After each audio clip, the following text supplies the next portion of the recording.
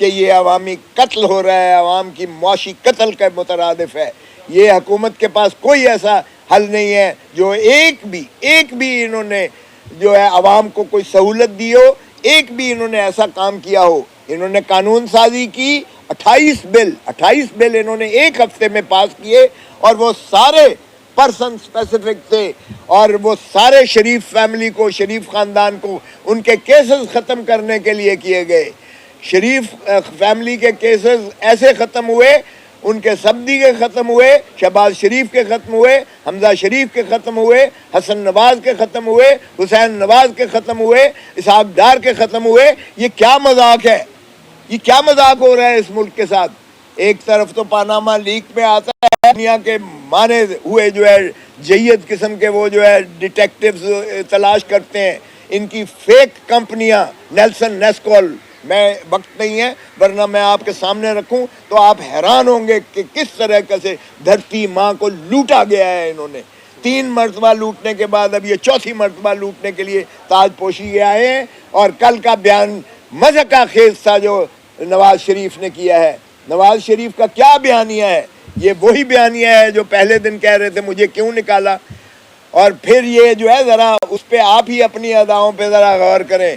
آپ نے آئی جی آئی بناتے ہوئے 60 لاکھ روپیہ لیا تھا. یہ آج P L D 2018 supreme court page 1 صفحہ نمبر 1 پر اصغر خان کے کیس میں وہ جو اسد درانی نے بیان دیا اور جس کی تائید بینکر نے کیا، اس میں نواز شریف نے 60 لاکھ روپیہ لیا تھا. یہ کس سے؟ اسحاق خان کی اس وقت حکومت تھی، اور اس وقت کے آرمی چیف اور اس وقت کے D G I S I. تو یہ اسٹیبلشمنٹ پہلے بھٹو کو پھانسی دی، پھر آئی جی آئی کو جو ہے بنایا گیا تاکہ ایک حکومت کا راستہ روک کر ایک اور شخص کو لایا جائے. یہ کیا ہو رہا ہے؟ وہاں سے بھی ذرا شروعات کر دیں. محترم نواز شریف صاحب، آپ تو کہتے ہیں نا 2018 کی، تو پھر 2018 نہیں، پھر 1985 سے شروع کریں. ہم کہتے ہیں ساری انکوائریز کروائیں، دودھ کا دودھ پانی کا پانی ہوئے. جب سے آپ سیاست میں آئے ہیں پاکستان کی تباہی کا شاخسانہ شروع ہو گیا ہے.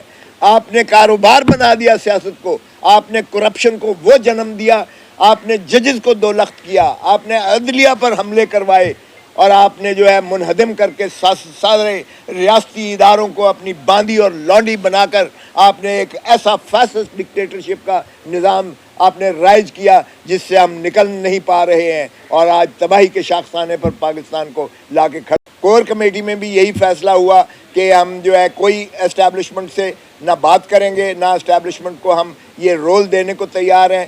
وہ اپنا بارڈرز کے محافظ رہیں، آئین کی حدود و قیود کے اندر رہیں، اس لیے ہم کوئی بات نہیں کریں گے. سیاسی جماعتوں سے یس ہم کرنے کو تیار ہیں، سبھی جماعتوں سے.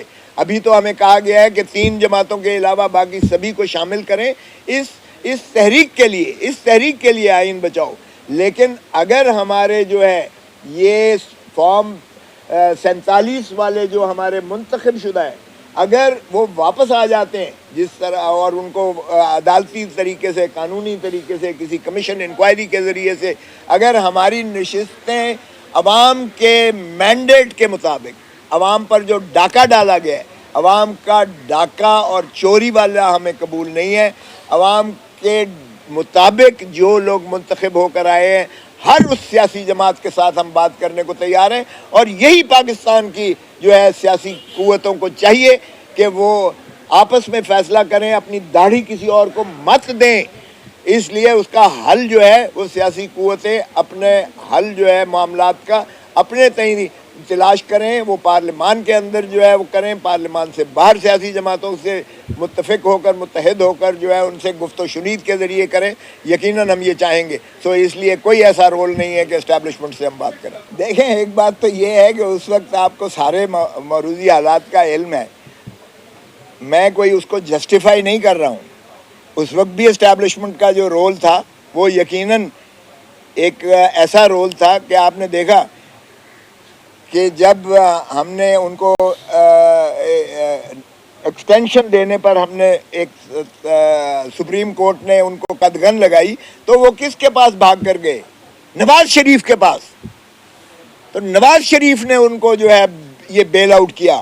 نواز شریف نے لندن میں بیٹھ کر یک طرفہ کہا کہ ہم اس لیجسلیشن کو سپورٹ کریں گے، اور نواز شریف کی ظاہر ہے کہ سپورٹ کے بعد پیپلز پارٹی جو مزاحمت کر رہی تھی اس وقت تو ظاہر ہے ان کا تو پھر کوئی سے نہ ہوتی، لیکن انہوں نے بھی عظیم تر مفاد، قومی مفاد میں جو ایک فکرہ استعمال کیا جاتا ہے وہ ییلڈ کر دیا اور پھر وہ شیر بن گئے۔ اب کیا ہوا ہے، عمران خان ایک واحد ایسا لیڈر ہے میں سمجھتا ہوں جس نے کہا ہے ایبسولیوٹلی ناٹ، امریکہ کو بھی کہا، لیٹ نہیں گیا، سب لیٹ جاتے ہیں امریکہ کے آگے، نہیں لیٹا اور اس کو یہ سزا دی گئی ہے۔ اب بھی عمران خان ڈٹا ہوا ہے، وہ ڈیل نہیں کرے گا، اور ایک دفعہ کسی کو یہ کام کرنا پڑے گا۔ آپ دیکھیں گے انشاءاللہ، دیکھیں گے آپ کہ یہ اسٹیبلشمنٹ پیچھے جائے گی، ہٹے گی، بیکاز اگر جو ہے عوام کی اب آواز کو نہیں دبایا جا سکتا۔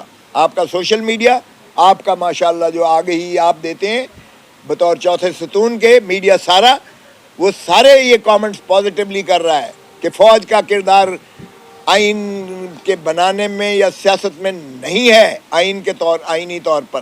جب آپ ایک عمرانی معاہدے کو آپ اس طرح سے ایمفسائز کرتے ہو لوگوں کے ذہنوں پر جو ہم نے منعقش کرنا ہے، تو پھر آپ دیکھیں گے کہ پھر یہ ختم ہوگا۔ اگر یہ عمران خان بھی کمپرومائز کر لیتا تو بن جاتا آج وزیر اعظم، لیکن کیا ہوتا، پیپلز پارٹی کو کل کو وہ علیحدہ کرتے اور دھڑام گرتی عمران خان کی حکومت، اور پھر لوگ کہتے پھر اس میں اور ان میں کیا فائدہ ہے، فرق ہے۔ یہ بھی اقتدار کی خاطر جو ہے یہ بھی کمپرومائز کر لیتا ہے، وہ بھی اقتدار کی خاطر کمپرومائز کرتے ہیں، یہی فرق ہے عمران خان میں اور ان میں۔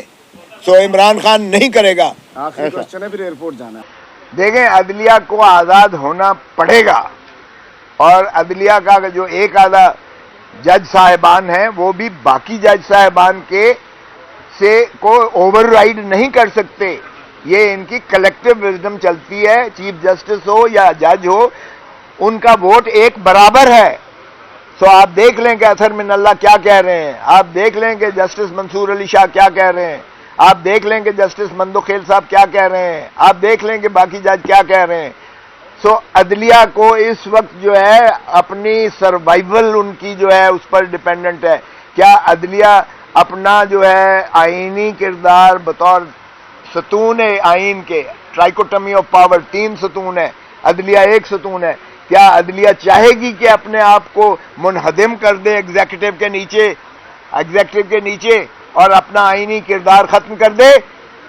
اس لیے آئین میں اگر زندہ رہنا ہے، اس ملک کو اگر آئین کی حکمرانی دینی ہے، تو عدلیہ کو بالکل غیر جانبدار ہو کر دلیرانہ فیصلے کرنا پڑیں گے، اور آئین پر عملداری کرنی پڑے گی، فیصل وابڈا کو سزا کرنی پڑے گی، اور اسی طرح جو ہے دوسرے ماشاءاللہ جن کو وہ بھی سندھ سے ہیں، لیکن جو بھی تضحیق کرے گا، عدالت کی مذاق اڑائے گا، تضحیق کرے گا، ان کو سزا ہونی چاہیے۔